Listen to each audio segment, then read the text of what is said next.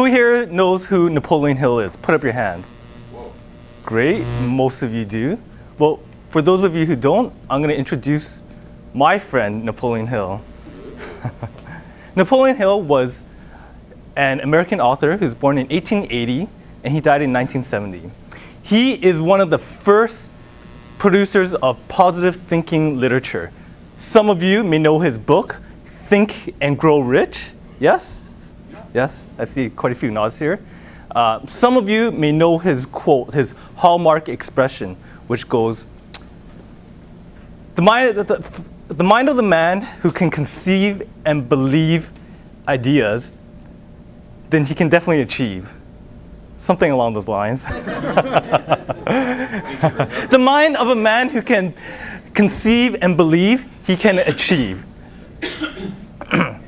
He focused his work on an individual's personal beliefs and how it would affect an individual's personal success. And that's what I'm going to talk to you about today, what I call his 4 noble truths. So number 1, the first noble truth is the people who complain that he or she never gets a chance have probably lacked the courage to take the chance. And what he means by that is that, well, first he quotes Thomas Edison. Thomas Edison once observed that the very reason that a lot of people do not see or do not recognize opportunity when it comes along is because opportunity usually comes dressed up in coveralls, and it looks like work. It does. Often opportunity requires a great deal of work. Not only that, but it also requires you to take a chance, take a leap of faith, and do something where you don't know what the outcome may be. For example, look at us as entrepreneurs. We don't know what the outcome may be. We all believe that we will be successful and we will make a lot of money, but that's not guaranteed. At the end of the day, we are taking a leap of faith. We are taking the opportunity. We are taking the chance. And for people out there, one of these days, when the opportunity does come, they have to face it. Will they take the opportunity with all its uncertainties, or will they turn their back away from it? Noble truth number 2. It takes more than a loud voice to gain the respect for authority. Margaret Thatcher once said that being powerful is like being a woman. It's like being a lady. If you say that you are, then you aren't. All great leaders gain the respect by the way they conduct themselves. And first and foremost, number 1, how they do that is by showing respect. They treat others the way they want to be treated.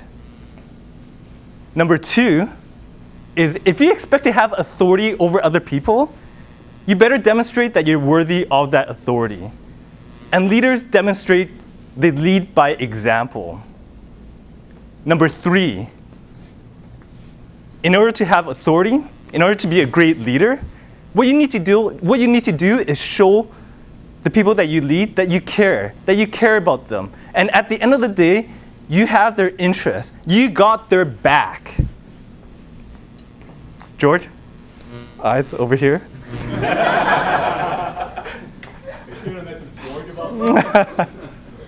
Number 3, noble truth number 3.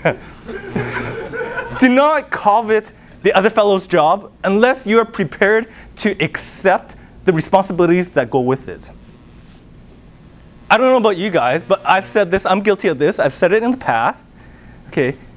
And I'm sure you've heard other people say it, that, if only I was given the opportunity, I know I can do a better job than them. But people who say that do not realize the price that those individuals paid to be where they are. The education that they've accumulated in order to earn the right to hold that position. I mean, it's easy enough for us to be Monday morning quarterbacks and judge everybody. We have the hindsight there. But if you really want to be productive, what you need to do is show the people who give credit to the people who contribute to things and show them respect for a job well done.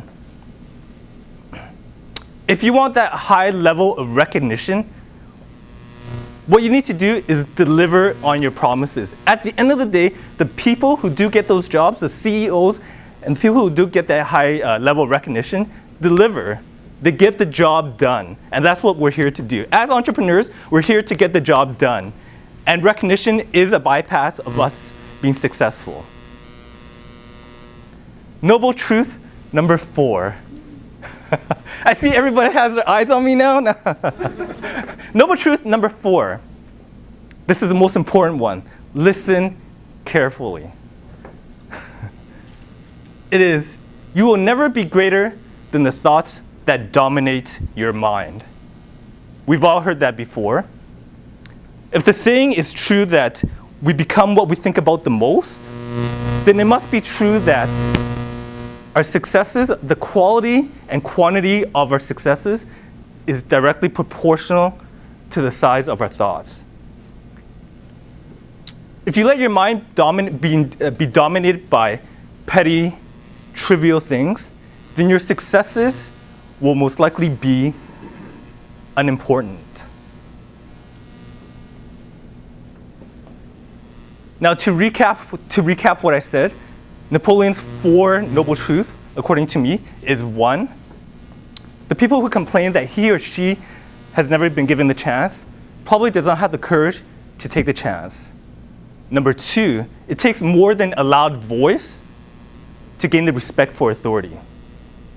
Number 3, do not covet other fellows' jobs unless you're ready and prepared to accept the responsibilities that go with it. Yes, I see you're watching.